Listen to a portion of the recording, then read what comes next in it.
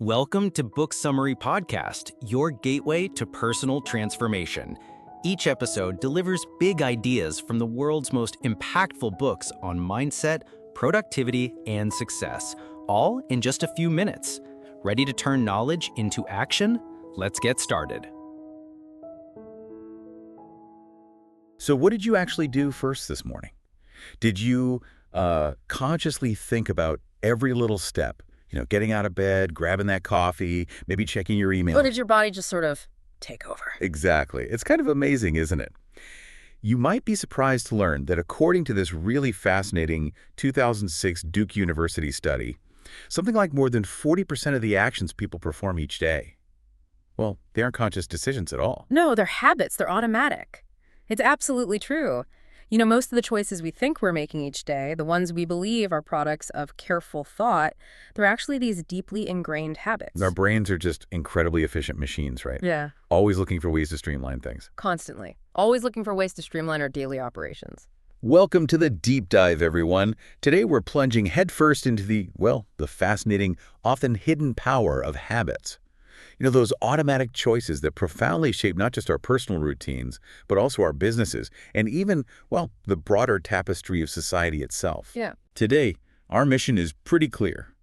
We're going to unpack the actual science of how habits form and how they operate, often completely beneath our conscious radar. Yeah, and we'll explore the surprisingly effective strategies for changing them. Right. And ultimately, how understanding them offers this profound kind of flashlight and crowbar, a way to illuminate and then actually reshape things. Anything from a tiny personal routine to, the vast operations of an entire organization. Our goal really is to equip you, our listener, with the insights and the tools to truly see and then intentionally reshape these powerful, often invisible forces that guide so much of what we do. And this deep dive, like all of our deep dives, it's built on a really robust foundation. Absolutely. We've synthesized insights from hundreds of academic studies, tons of interviews with leading scientists, seasoned executives, and individuals who have undergone these incredible transformations. We've pulled together countless real-world examples. We've really distilled a mountain of information here to bring you the most critical nuggets and hopefully some actionable understandings. Yeah, the key stuff. Okay, let's unpack this with a truly compelling case study. It's a story that really brings the abstract science of habits into sharp human focus. Imagine a woman named Lisa Allen. Okay. Not that long ago, her life was, by her own account, kind of a spiraling mess. She was significantly overweight, buried deep in debt, chain-smoking like crazy. Pack after pack. Yeah, binge-eating compulsively and struggling through the huge emotional turmoil of a divorce. She just felt, not great, as she put it. Understatement, probably. Totally. Then, in this moment of sheer desperation, she booked what seemed like a really rash vacation to Cairo. And this is exactly where her transformation kicked off, really, in the most unexpected of moments. Yeah. Lisa woke up super early, dawn, completely disoriented by jet lag, strained hotel room, pitch black. Right. And in that groggy state, she reached for a cigarette, a Marlboro, right? A deeply ingrained part of her morning ritual. Uh-huh. But she was so out of it that she didn't realize, until she smelled burning plastic, that she was desperately trying to light a ballpoint pen. Yeah. This small, almost comical, but really profoundly disorienting moment. It triggered this intense emotional breakdown. For months, she said, she'd been crying almost constantly, binge eating to cope, couldn't sleep, just consumed by shame, helplessness, depression, anger. Awful. Terrible. So lying there in the dark, she just broke down, feeling like every single thing she had ever wanted had just crumbled around her. She couldn't even light a cigarette, right? It was, rock bottom. That sounds like an incredibly raw, painful moment. Oh. But what she did next, from that place of just absolute despair, was truly radical. Mm-hmm. Sitting in a taxi later that day, still kind of out of it, but gazing out at the vast, desolate beauty of the Egyptian desert, she made this monumental decision. Right then and there. Yeah. She decided right then that she would come back to Egypt within a year. Not for another vacation, no, but to trek through that very desert. Which sounds kind of crazy, right, given her situation? Totally. Yeah. She knew, intellectually, it was a crazy, almost impossible idea. Yeah. She was terribly out of shape, significantly overweight. She had zero money. She didn't even know the name of the desert she was looking at. Wow. But she desperately needed something, anything, to focus on. Yeah. Something that would demand her full attention and effort. And she knew To survive an expedition like that, she'd have to make profound sacrifices. And the big one. In particular, she decided with absolute conviction that she had to quit smoking. And what's truly fascinating here, and what scientists have since seen over and over in similar cases, is the profound ripple effect that one decision had. Quitting smoking, what researchers now often call a keystone habit. Right, the Keystone habit. It didn't just stand alone, it radiated outwards, touching and transforming almost every other aspect of her life. It's amazing. So over the next 6 months, just the act of replacing smoking with jogging became this catalyst. Yeah, that new jogging habit, in turn, subtly but really powerfully changed how she ate, influencing her diet towards healthier choices. It impacted her work habits, made her more focused, more productive. Her sleep patterns improved. She started saving money more diligently. She even began scheduling her workdays and planning for the future with this completely newfound sense of purpose. And this single shift just snowballed, didn't it? Into running half marathons, then a full marathon, going back to school for a master's degree, buying her own home, and eventually getting engaged. Incredible transformation. And here's where it gets really interesting and where the science truly backs up the personal story. Scientists actually got the chance to observe this profound shift happening inside her brain. Yeah, they examined images of Lisa's brain over time and saw something truly remarkable. Her old neurological patterns, those deep grooves carved by years of smoking, binge eating, debt, they were demonstrably being overridden by new ones. You could actually see the change. You could literally see it.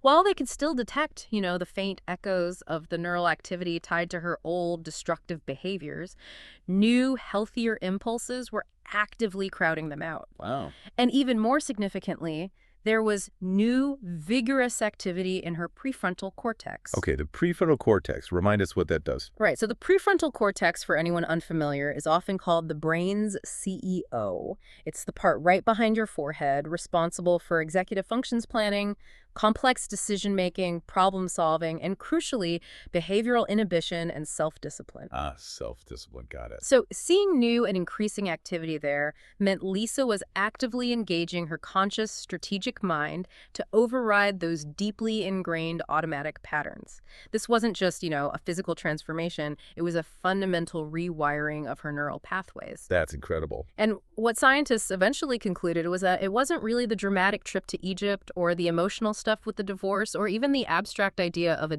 desert trek that was the main driver. That's a habit. It was that Lisa had focused her immense willpower and energy on changing just one central habit: smoking. And in doing that, she inadvertently taught herself the fundamental skill of how to reprogram other routines in her life. This idea of a keystone habit, it's incredibly powerful, not just for individual personal transformations like Lisa's, but, as we'll definitely get into, for transforming entire organizations too. This incredible story brings us right to a core scientific concept underpinning all habit formation: the habit loop. As the pioneering American psychologist and philosopher William James wrote way, way back in 1892, with just remarkable foresight. So long ago. I know. He wrote, "All our life, so far as it has definite form, is but a mass of habits. Most of the choices we make each day might feel deliberate, like we're actively deciding. But like that Duke study showed, over 40% of our daily actions are, in fact, habits." Yeah, and the reason for this really lies in the very architecture of our brains. The brain is this extraordinary organ, but it's also incredibly efficient. It's constantly looking for ways to save effort, to conserve energy. Like it's lazy. Or just smart. Huh? Smartly lazy, maybe. Left to its own devices, the brain will instinctively try to make almost any routine into a habit, because habits allow our minds to kind of ramp down more often, freeing up cognitive resources. Right. And this effort-saving instinct isn't just a preference, it's a huge evolutionary advantage. An efficient brain needs less physical room in the skull, which makes for a smaller head. It helps with childbirth, right? Exactly. Makes childbirth easier, crucially reduces deaths in childbirth, and maybe more importantly, it frees up immense mental energy. Imagine if you had to consciously think about every single muscle movement involved in walking, or every chew and swallow when eating. Pretty paralyzed. Totally paralyzed by cognitive overload. Instead, this efficiency lets us devote that precious mental energy to more complex tasks, like, inventing spears for hunting, developing agriculture, or eventually designing intricate computer programs and video games. And we can see this profound efficiency in action with those really famous MIT rat experiments. They were so instrumental in mapping the habit loop. Oh yeah, the rat maze. Classic. Researchers set up this simple maze. At one end, a click sound would act as a cue, signaling the start. At the other end, a piece of chocolate served as the reward. Yeah, good motivation. Definitely. And they placed these tiny probes in the rats' heads, specifically in a part of the brain called the basal ganglia. And this is fascinating because it showed the brain literally in the act of forming a habit. Initially, as each rat wandered through the maze, exploring this unfamiliar territory, its whole brain, and particularly the basal ganglia, worked furiously. It was analyzing every new scent, every sight, every sound, making constant calculations. Learning the ropes. Exactly. But here's the key. As the rats learned to navigate the maze, as the routine of running the maze became more and more established, their brain activity dramatically decreased. It just chilled out. Pretty much. As the routine became more automatic, each rat started thinking less and less about the navigation itself. The spikes in brain activity, those moments where the brain truly paid attention, only happened at the very beginning of the loop when the rat heard the click. The cue detection. Right. And again at the very end, when it found and ate the chocolate. Reward anticipation. Exactly. This clearly showed that once a habit forms, the brain essentially goes on autopilot for the routine itself. So if the brain goes on autopilot for the routine, then the basal ganglia is essentially the storage center for these automatic habitual behaviors. It's where those learned sequences live. Precisely. You can think of the basal ganglia as your brain's super efficient autopilot system. It's this oval of cells, a kind of nub of neurological tissue deep at the core of your brain that learns sequences of actions and stores them. And without it, every tiny movement, every simple action would require a deliberate, conscious decision. Damage to the basal ganglia can lead to profound mental paralysis, making it incredibly difficult to perform even basic actions like opening a door, deciding what to eat for breakfast, or even recognizing familiar faces. Wow, recognizing faces too. Yeah, one study found that patients with basal ganglia damage couldn't recognize facial expressions because they were perpetually uncertain about which part of the face to focus on. They lost that habitual, automatic process of recognizing patterns. Without our basal ganglia functioning correctly, we literally lose access to the hundreds, maybe thousands, of habits we rely on every single day. Think about your own morning, listener. Did you pause this morning to consciously decide whether to tie your left or right shoe first? Did you struggle to figure out if you should brush your teeth before or after you showered? Probably not. Of course not. Those decisions are habitual and effortless thanks to your basal ganglia. Which is why understanding this foundational habit loop cue, routine reward, is so critical. It reveals that when a habit emerges, the brain largely stops fully participating in moment-to-moment decision-making for that particular action. It switches to this automated mode. But here's the truly powerful part, the really hopeful message. Habits are not destiny. You can ignore them, sure, but you can also actively choose to change them or even replace them entirely. That's key. The critical first step towards gaining control over these powerful forces is to understand the loop itself. As the saying goes, once you break a habit into its components, you can fiddle with the gears. You gain agency over something that once felt completely automatic and uncontrollable. Okay, so now that we've really dug into the invisible architecture of habits, understanding how they operate beneath our conscious radar, let's pivot to the practical side. The strategies for actively remaking these patterns. There's a really powerful principle here, often called the golden rule of habit change.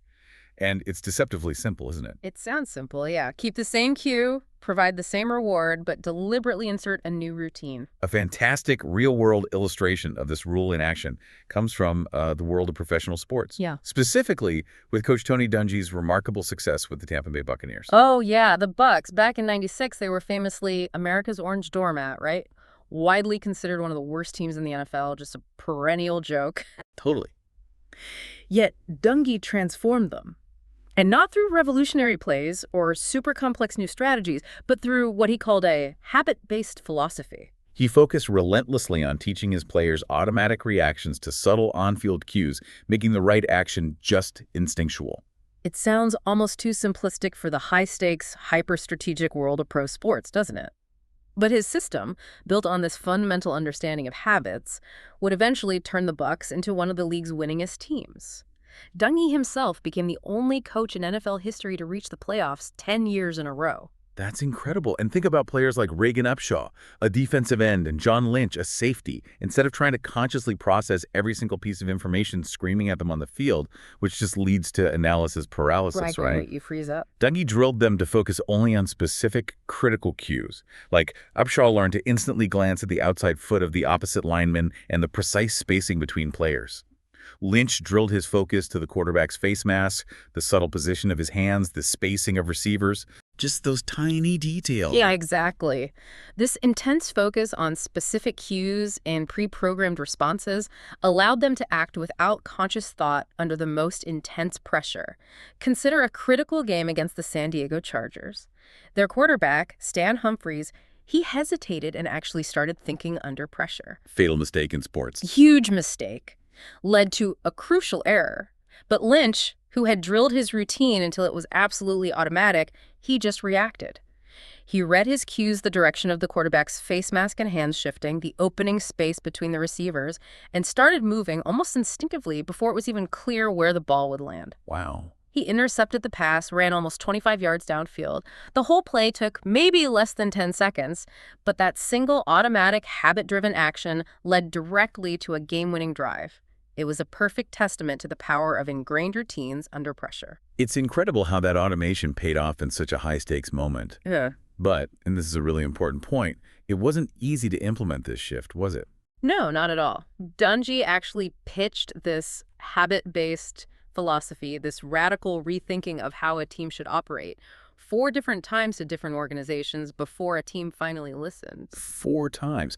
That really highlights the inherent human and, I guess, organizational difficulty of making such a fundamental shift, even when the logic seems totally sound. Absolutely. And this struggle to implement change, even when the benefits seem clear, brings us to another critical element in habit transformation, the power of belief. Oh, belief. Let's look at Alcoholics Anonymous, AA.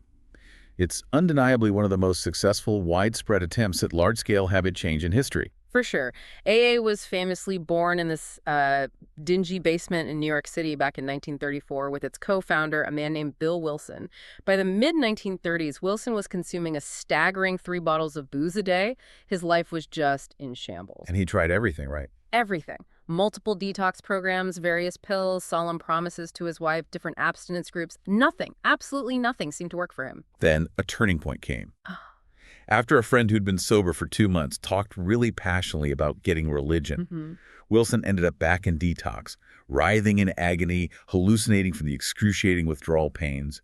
In this moment of sheer desperation and surrender, he yelled out, "If there is a God, let him show himself. I am ready to do anything, anything." Wow. Intense. And he later vividly described this profound experience. A white light suddenly filling his room, the pain miraculously just ceasing, and feeling this overwhelming sense of liberation like a free man. What's truly fascinating about AA from a, scientific perspective is its strikingly unorthodox approach. It has almost no direct grounding in conventional medical science or accepted therapeutic methods. Right. It doesn't directly attack the psychiatric or biochemical issues that are often at the core of alcoholism. In fact, its methods seem to kind of sidestep traditional scientific findings altogether. Totally. For example, AA famously insists on 90 meetings in 90 days, a seemingly arbitrary time frame with no clear scientific basis. 7 of its 12 steps explicitly mention God or spirituality, which is curious, given Wilson was apparently a one-time agnostic. And there are no paid professionals guiding the conversations, right? Yeah. And surprisingly few formal rules beyond just sharing. Exactly. Yet for millions of people around the world, it works. It leads to sustained sobriety where other methods have failed. So what's the so what here? How does this seemingly unscientific approach achieve such profound and lasting habit change for so many? What's the hidden mechanism? The so what is that AA, at its core, provides new routines, like talking through anxieties, sharing experiences, seeking sponsorship for the old cues, like stress, moments of craving, or feelings of isolation. Ah, okay. And crucially, it provides new rewards, a sense of relief, community, acceptance, a renewed sense of self-worth. The triggers and payoffs stay fundamentally the same. It's just the behavior in between that changes. Same cue, same reward, new routine. The golden rule again. Exactly. And this isn't just theory. We actually have neurological evidence supporting the underlying principle. A 2007 German study, for instance, used electrical devices implanted in the brains of alcoholics. Whoa, really? Yeah, showing the transfer of cues and rewards to new, healthier routines. AA, in a less invasive way, provides a really robust system for inserting new routines into those old, destructive habit loops. Okay, but what was the absolutely critical, yet often overlooked ingredient that researchers found was correlated with sustained sobriety, particularly during really stressful periods? That ingredient was belief. Researchers initially struggled with the idea of God or spirituality as a scientific factor because, it's not a readily testable hypothesis in a lab. Right, hard to measure. But a landmark 2005 study from UC Berkeley, Brown University, and the NIH specifically looked at the correlation between various factors, including religious belief and sustained sobriety in alcoholics. And what they found was quite revealing. What was it? Alcoholics who merely practiced habit replacement, just swapping out drinking for another activity, often stayed sober for a while, but many would relapse when confronted with an unexpected, highly stressful event. Okay.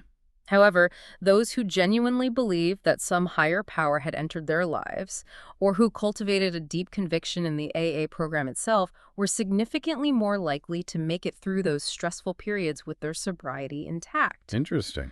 The researchers concluded it wasn't necessarily the specific object of belief, whether it was God or a spiritual force, but rather belief itself. That fundamental conviction that change was possible and that they had the internal or external support to achieve it that made the crucial difference. So it's the belief in the possibility of change. Exactly. Once people learned how to cultivate that deep sense of belief in something, that skill seemed to just spill over into other parts of their lives, leading them to truly believe that lasting change was within their grasp. It was like the missing ingredient that cemented a reworked habit loop into a permanent new behavior. So that's profound. How can you, our listener, take these insights and apply them to your own life? Because changing deeply ingrained habits isn't easy, right? It certainly requires determination and sustained effort. Definitely not easy. But understanding the underlying mechanism, that habit loop we talked about, definitely provides a powerful starting point and maybe a clear roadmap. There's a practical 4-step framework for individual habit change that you can begin applying today. Okay. The very first step is to identify the routine. This might sound obvious, but we often perform habits, so automatically we don't truly observe them. Let's use a common, relatable example, that afternoon cookie habit. Ah, yes, the 3 p.m. slum cookie. Exactly. You might find yourself around 3:30 p.m. automatically walking to the office cafeteria, buying a chocolate chip cookie, and eating it. That's the routine. Now, observe it with intention. When precisely does it happen? Where are you physically? What are you feeling emotionally at that moment? Are you bored, stressed, tired? Really notice it. Okay, step 1. Observe the routine. Then step 2 is crucial. Experiment with rewards. This is often the trickiest part, isn't it? Because, like we saw with Febreze, we're frequently not conscious of the true craving that's driving our behaviors. Right. Remember Febreze. Procter & Gamble spent millions developing it, but couldn't get people to buy it until they realized consumers weren't craving a clean smell at the start of cleaning. They wanted it at the end. They desired a fresh scent as a reward at the very end of cleaning, a craving no one even knew existed until P&G identified it. So when you feel that afternoon cookie urge, actively try different rewards. Like what? Instead of instinctively reaching for the cookie, try a different activity. Go for a short walk around the block, grab a different snack like an apple or some nuts, or maybe step away from your desk and chat with a friend for a few minutes. Okay, mix it up. Yeah. And after each alternative activity, take a moment to jot down the first 3 things that come to mind, maybe a fleeting emotion, a random thought, a physical sensation. Then, critically, set a 15-minute alarm. When that alarm goes off, ask yourself the simple question: do I still feel the urge for that cookie? Does the craving persist? Ah, the 15-minute test. This deliberate experimentation is vital. It helps you isolate what you're actually craving, what deep need the cookie is satisfying. Is it the sugar rush? Is it truly hunger? Or is it a need for a brief mental break? Is it the social interaction of going to the cafeteria? Or maybe just distraction from a tough task? So you're diagnosing the real reward. Exactly. The goal here isn't to guess. It's to systematically identify the true underlying craving, not just the perceived one, because the true craving is what the habit is actually satisfying. Okay. Once you've honed in on the routine and, more importantly, the specific reward you're truly craving, The third step is to isolate the cue. Cues can be incredibly subtle, almost invisible to our conscious minds, but they consistently fall into one of 5 key categories. Right. They can be related to your location, like walking into the kitchen, the time of day, it's 3:00 p.m., your emotional state, feeling bored or stressed, the presence of other people, a colleague walks by, or an immediately preceding action. You just finished a phone call. For my own past afternoon cookie habit, for example, I started meticulously tracking all 5 of these categories for a few days. Where am I when the urge hits? What time is it? What's my emotional state right now? Who else is around? What action did I just complete before the urge emerged? And by systematically tracking these categories for even just a few days, powerful patterns invariably emerge, don't they? They really do. For your specific cookie example, the data clearly and consistently pointed to a time of day cue the urge reliably hit between 3:00 and 4:00 p.m. And crucially, through your earlier reward experimentation, you had already learned that it wasn't genuine hunger you were trying to satisfy. Right, it was distraction and socializing. Exactly. A craving for a temporary distraction from work and a bit of social interaction. This precise diagnosis is invaluable. Which brings us neatly to the 4th and final step. Have a plan. This is often referred to as forming implementation intentions. Once you know your specific cue, the old routine you want to change, and the true reward you're seeking, you create a very clear, specific formula for your new behavior. Like a script for your brain. Exactly. When I see CUA, I will do new routine in order to get reward. For me, based on that diagnosis, it became, at 3:30 p.m. every single day, I will walk to a friend's desk and talk for 10 minutes, because that will give me the distraction and social interaction I crave. Okay. Very specific. Yeah, I even set an alarm on my phone as a firm reminder to initiate the new routine. And did it work immediately, every single time? Was it a totally seamless transition? Not always, honestly. Like any new habit, there were days I was genuinely too busy or it just felt like too much effort to get up and initiate the new routine. The old habit of just grabbing a cookie was so much easier, right? Sure, the path of least resistance. But, and this is the crucial part, on the days I did stick to it, I consistently found that I ended the workday feeling better, more satisfied, and without the guilt of the cookie. So the reward was better in the long run. Definitely. And eventually, over weeks and months, it became truly automatic. Now I don't even need the alarm. Around 3:30, almost without thinking about it, I just kind of absent-mindedly stand up, look for someone to talk to, gossip for 10 minutes, and go back to my desk. It happens without me consciously deciding to do it. It's simply a new habit. That's fantastic. And while changing some habits can certainly be more difficult and demand more consistent effort, this structured framework provides an incredibly powerful starting point. It's about methodically diagnosing the habit loop to gain unprecedented power over it. That's a powerful framework, and it brings us naturally to a similar concept, but maybe on a much grander scale. How these individual shifts can radiate through an entire organization. Right. Moving beyond personal transformation, let's explore how certain habits, what we call keystone habits, can transform not just individuals, but entire organizations and even change whole industries. Yeah. What exactly are keystone habits in this broader context? Keystone habits are truly fascinating. They are those particular habits that, when you target them and successfully change them, they don't just stand alone. Instead, they ignite this powerful chain reaction. Like dominoes. Exactly like dominoes. They cause other seemingly unrelated habits to shift and ultimately ripple outwards, transforming deeply ingrained patterns and behaviors throughout an individual's life or, indeed, an entire organization. They are quite literally foundational, like the keystone in an archway.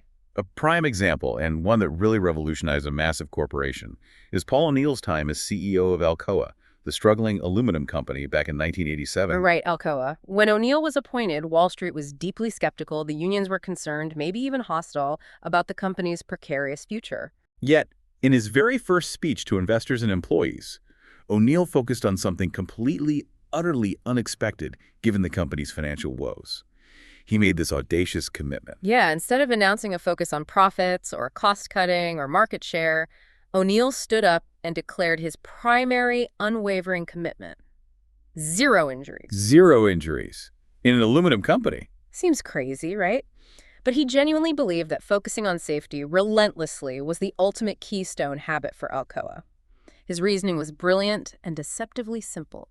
If you want to eliminate injuries, you have to fundamentally change how people work, how processes are designed, and how communication flows. It forces systemic change. Exactly. For example, if molten metal was splashing and injuring workers on the factory floor, the pouring system itself had to be completely redesigned. This not only dramatically reduced injuries, but it also had the powerful side effect of saving immense amounts of money by losing less raw material. The hidden benefits. Right.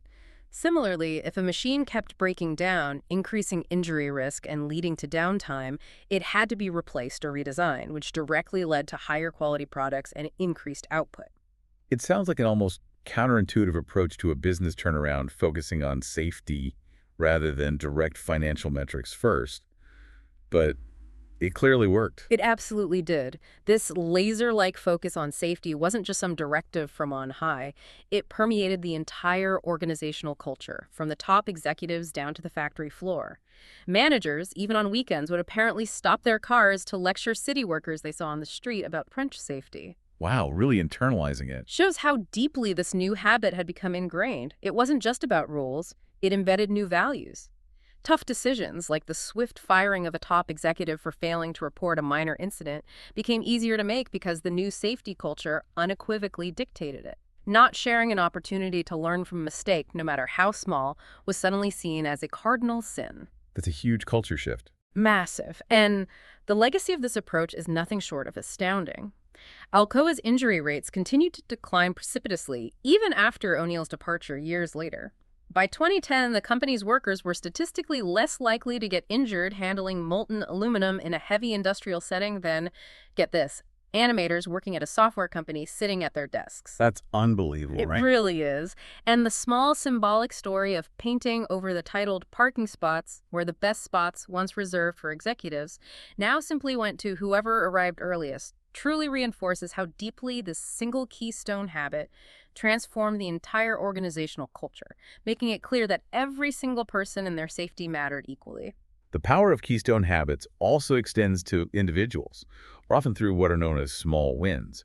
Consider the incredible case of Michael Phelps, the most decorated Olympic champion swimmer of all time. Phelps, yeah.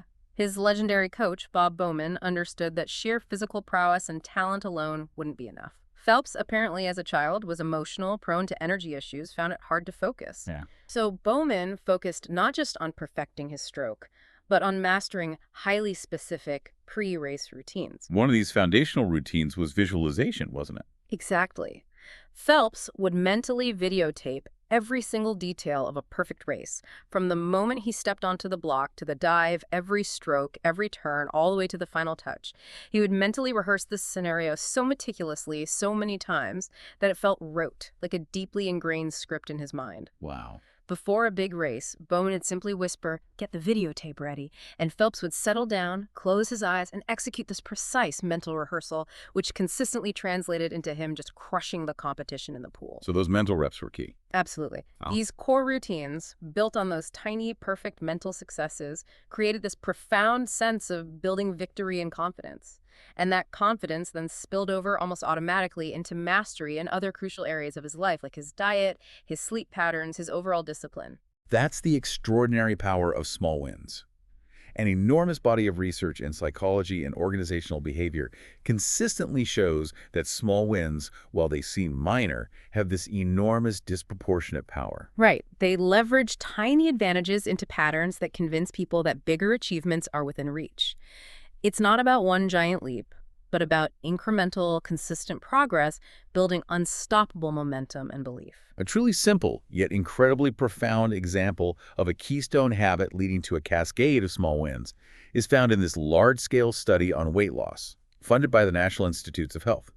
Researchers gathered 1,600 obese individuals for a long-term study. Okay. And they asked them to do just one simple thing: write down everything they ate at least once a week. That was it. No specific diets, no exercise regimens, just tracking. Just journaling their food. Interesting. And what happened? Well, initially it was apparently hard for participants to stick to. People forgot snacks or didn't remember exactly what they ate. But slowly, for many, it genuinely became a habit. And then something truly unexpected happened. Participants spontaneously started noticing patterns in their eating, planning their meals more consciously, and even bringing healthier snacks with them to work or on outings. They did all of this without any explicit instruction from the researchers to do so. Wow, just from the act of tracking. Yeah, and what was the outcome? They ended up losing, on average, twice as much weight as others in the study who weren't tracking their food. That's amazing. So simply the act of food journaling, which seems like such a minor thing, became this powerful system for thinking about what they ate. Exactly. It created a consistent structure, a simple habit that just by its very nature helped other healthy eating habits to flourish naturally and without explicit external instruction. It just unlocked this cascade of self-driven positive changes. Incredible. So beyond individuals and organizations, habits also profoundly shape entire societies and influence how markets operate, often in ways that are entirely unseen, right? Absolutely. Let's consider this intriguing theory put forth by economists Richard Nelson and Sidney Winter in their influential 1982 book. They provocatively argued that companies don't operate as these idyllic, unified entities driven by a single purpose. No, instead they're more like battlefields in a civil war, where internal departments or fiefdoms are constantly competing for power, resources, and influence. Sounds stressful. Huh. Probably is. And in this context, organizational routines, essentially, the ingrained habits of a company act as crucial truces. Their juices. How so? These habits create an unspoken agreement that allows rivalries and internal power struggles to be kind of set aside for the daily work, ensuring stability, efficiency, and ultimately, profit. Ah, okay. Keeps the peace for business as usual. Exactly. For instance, in the high-stakes, fast-paced fashion industry, designers succeed not just through their creative genius, but equally, maybe even more importantly, through the deeply embedded routines for sourcing materials, managing complex global logistics, forming strategic alliances. Those alliances are like truces. In essence, yes. Truces that ensure smooth operations. Without these established processes, these habitual ways of working, new companies would quickly get bogged down in internal conflicts and operational chaos, and even the most brilliant creativity wouldn't matter much. But what happens when these truces, these organizational habits, fail or become so dysfunctional that they themselves cause harm? Sometimes an unstable peace, that unspoken agreement to tolerate dysfunction, can be as destructive as any civil war, right? Absolutely. Let's look at two devastating examples. One from a hospital and one from a public transportation hub. Okay. At Rhode Island Hospital, there was this truly tragic and deeply disturbing case involving an 86-year-old man needing brain surgery. A surgeon tragically operated on the wrong side of his head. Oh my God. And this wasn't just a single error. It was the chilling culmination of systemic failures rooted in deeply ingrained dysfunctional habits. Yes, there was an incomplete consent form, but more critically, a pervasive culture where nurses simply dared not contradict doctors even when they saw something was clearly wrong. A culture of fear. Essentially, there were unwritten rules like this color coding system for doctors' names on whiteboards, where black meant, in the words of hospital staff, don't contradict them or they'll take your head off. That's horrific. And tragically, this wasn't an isolated incident, was it? Despite public outcry and significant fines, the hospital continued to experience this horrifying sequence of wrong site surgeries. Wrong head, wrong mouth, wrong finger, even a drill bit left in a patient's head. Unbelievable. It highlighted a deeply ingrained, dysfunctional system where safety protocols were known but not truly enforced, and where hierarchical power dynamics just trumped patient well-being. So what changed? The solution, unfortunately, came only when a profound sense of crisis truly gripped the hospital. They were faced with losing accreditation, public trust was shattered. This crisis forced an overhaul. Mandatory checklists were implemented, video cameras installed in operating rooms, anonymous reporting systems introduced to empower staff, intensive teamwork training became standard. The crisis forced the change. Exactly. What's critical to understand is that once that pervasive sense of crisis truly gripped Rhode Island Hospital, everyone from the top brass to the newest intern became far more open to change, overhauling practices that had seemed utterly immune to improvement for years. It showed that sometimes crisis is the only real catalyst. The King's Cross station fire in London in 1987 offers another chilling and ultimately fatal example of how dysfunctional organizational habits and unchallenged truces can have catastrophic consequences. It began with such a small cue, right? A burning tissue under a wooden escalator. Yeah, seemingly tiny. But the ensuing tragedy escalated due to a horrifying chain of systemic failures, all rooted in ingrained, broken habits. Ticketing clerks feared overstepping their perceived boundaries by dealing in the fire. A safety inspector named Hayes failed to call the fire brigade because of an unwritten, unstated rule that they should only be contacted in what was considered an absolute emergency. What counts as an emergency if not a fire in a station? Right. A police officer, critically, had to go above ground to radio his superiors because his radio didn't work below the station, a complete breakdown in essential communication habits. Wow. Underground staff were tragically untrained in using basic fire extinguishers or sprinklers, as those were controlled by an entirely different department, another dysfunctional truce. There was even an unofficial policy to avoid tardiness, leading to train doors not being opened quickly enough, potentially trapping passengers. If one failure after another. And in the chaotic aftermath, no one even had up-to-date blueprints of the station to provide to the arriving firemen. It sounds like a textbook example of a perfect storm, where one broken habit just fed directly into another, leading to an unimaginable disaster. It truly was. At 7:45 p.m., a large gust of air, possibly from a passing train, fed the small fire. This caused superheated gases and burning paint to reach a catastrophic flashover point. Everything inside the escalator shaft ignited in this fiery blast, shooting out into the ticketing hall in a wall of flames that tragically killed 31 people and injured many more. Horrifying. It's a stark, horrifying reminder of how deeply entrenched habits, even seemingly minor ones, when left unexamined and unchallenged, can contribute to catastrophic failures due to a systemic lack of communication, accountability, and responsibility. And the investigator, Desmond Fennell, he understood this deeply, didn't he? He did. Yeah. He deliberately turned the inquiry into what he called a media circus to prolong the sense of crisis and force long overdue reforms. This demonstrates a key insight. Wise executives seek out moments of crisis, or perhaps create the perception of crisis, and cultivate the powerful sense that something must change. Habits also profoundly influence how markets operate and, crucially, how companies market to us, often wielding this unseen influence over our purchasing decisions. Think about the layout of virtually every major grocery store.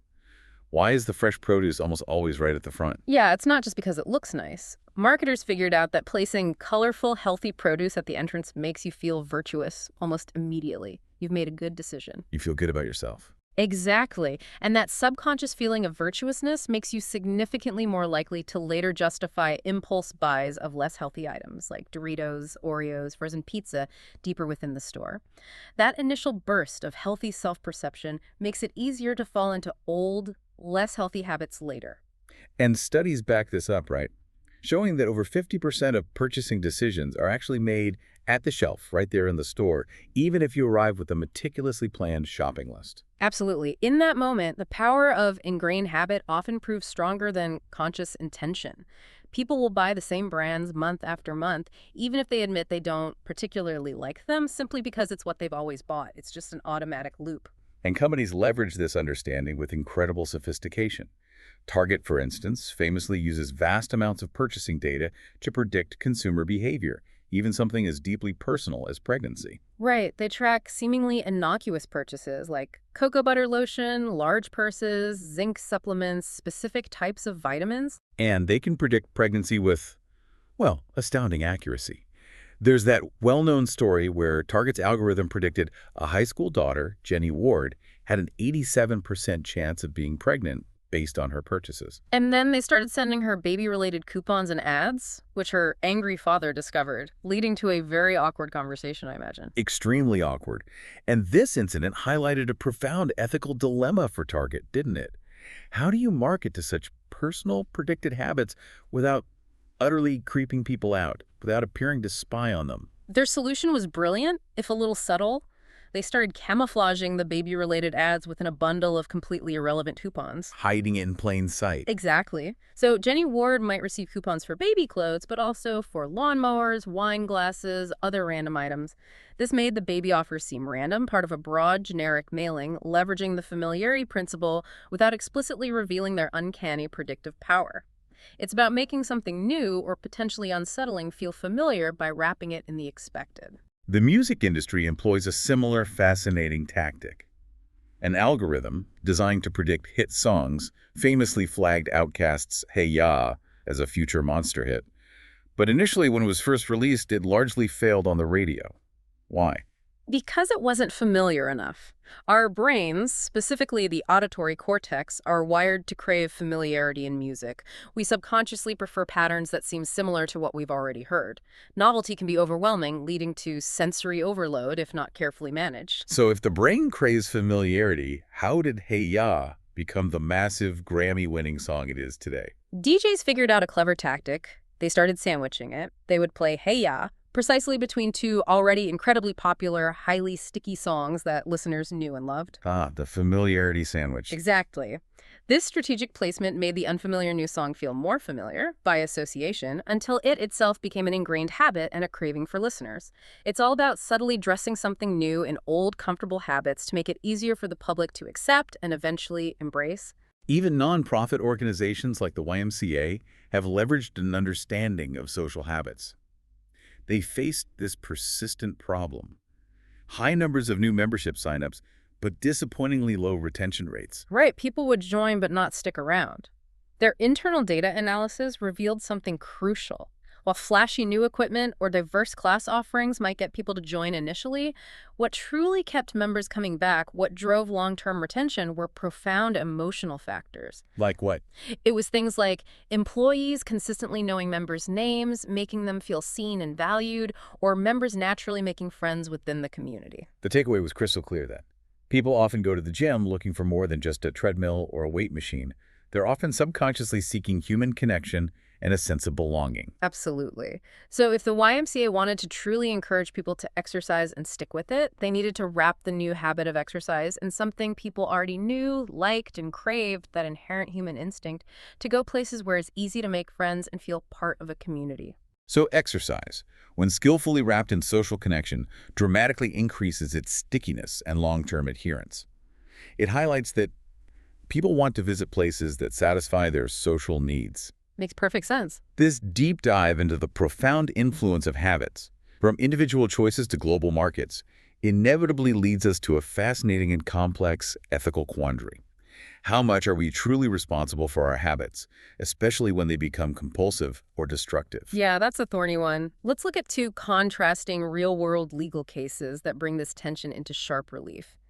Angie Bachman, a pathological gambler, and Brian Thomas, a sleepwalker. Angie Bachman's story is genuinely heartbreaking. Driven by immense emotional stress, her parents' severe illness, feeling consistently unappreciated by her family, she spiraled into this devastating gambling addiction. And the casinos, particularly Febreze, skillfully and deliberately reinforced her habit with incredibly powerful rewards. They offered her substantial lines of credit, complimentary luxury suites, free buffets, even dedicated attention from casino hosts. Feeding the habit. Totally. She desperately wanted to believe she possessed skill at gambling, even as her losses mounted astronomically and she lost everything. And the neurology behind her struggle is well documented, right? Yeah. MRI scans of pathological gamblers show that their brains literally light up with intense pleasure and dopamine release from near misses, those moments where you almost win. Just one cherry away. Exactly. And casinos, of course, deliberately engineer their slot machines for this precise effect, creating a powerful, irresistible feedback loop that reinforces the craving, making it incredibly hard, almost impossible, for someone like Angie to stop. Bachman eventually declared bankruptcy, trying to escape her crushing debts. However, Febreze Casino aggressively sued her for her accumulated debts plus penalties, arguing explicitly that she chose her actions and was therefore fully responsible for her gambling. And her countersuit, claiming that Febreze had preyed on her known lack of control and addiction. It failed, right? It failed. The legal system in this instance sided with personal responsibility. Okay, now compare Angie Bachman's fate to Brian Thomas's. Brian had a long, well-documented history of severe sleepwalking since childhood. His family even joked about his nocturnal escapades. Right. One terrifying night, while in the grip of a violent sleep terror, he tragically strangled his wife. He later told police, sobbing inconsolably, that he believed she was an intruder in their home, a perceived threat. He was utterly devastated, repeating, "She's my world." Just awful. And the legal outcome for Brian Thomas? Dramatically different. He was acquitted based on what's known as the automatism defense. This defense essentially argues that a person isn't legally responsible for actions performed while unconscious or in an altered state where their body acted purely automatically, like a reflex, rather than through deliberate, conscious choice. Well, he wasn't choosing to act. Correct. In Thomas's case, he was unconscious, and his actions were deemed habitual, automatic responses to a perceived but unreal threat. The judge in his case was visibly sympathetic, stating clearly that Thomas bore no responsibility for his wife's death because he was not consciously in control. Society tends to be far more willing to remove responsibility when an external agent, like a verifiable sleep disorder, a medication side effect, a neurological condition, is clearly present and demonstrably impacting behavior. So this raises a really profound and uncomfortable question, doesn't it? Is it truly right that Angie Bachman, a pathological gambler, whose brain was chemically primed for addiction and whose habit was skillfully exploited by casinos, is deemed more guilty or responsible than Brian Thomas, who, while unconscious, committed an act of murder? It's a huge discrepancy, and it powerfully highlights the complex societal and philosophical debate around free will and the nature of habit. While neurological differences have been shown to impact how pathological gamblers process information and casinos undeniably exploit these tendencies, We're still more comfortable blaming the individual if there isn't a clear external cause. generally, yes. Society finds it much more comfortable removing legal and moral responsibility if a clear external agent can be blamed, like a diagnosed sleep disorder or the documented effects of a medication.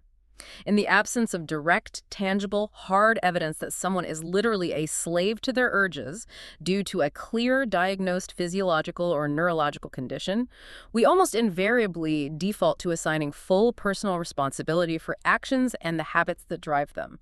It forces us to confront our discomfort with the gray areas of human behavior. Interestingly, this isn't a new debate at all. William James, the philosopher and psychologist we mentioned way earlier, Back in 1892. right, he grappled with remarkably similar questions in his own life.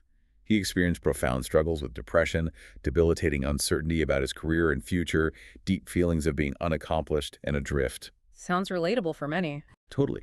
But he had this profound epiphany that reshaped his entire perspective. He decided, quite deliberately, to simply act as if free will existed.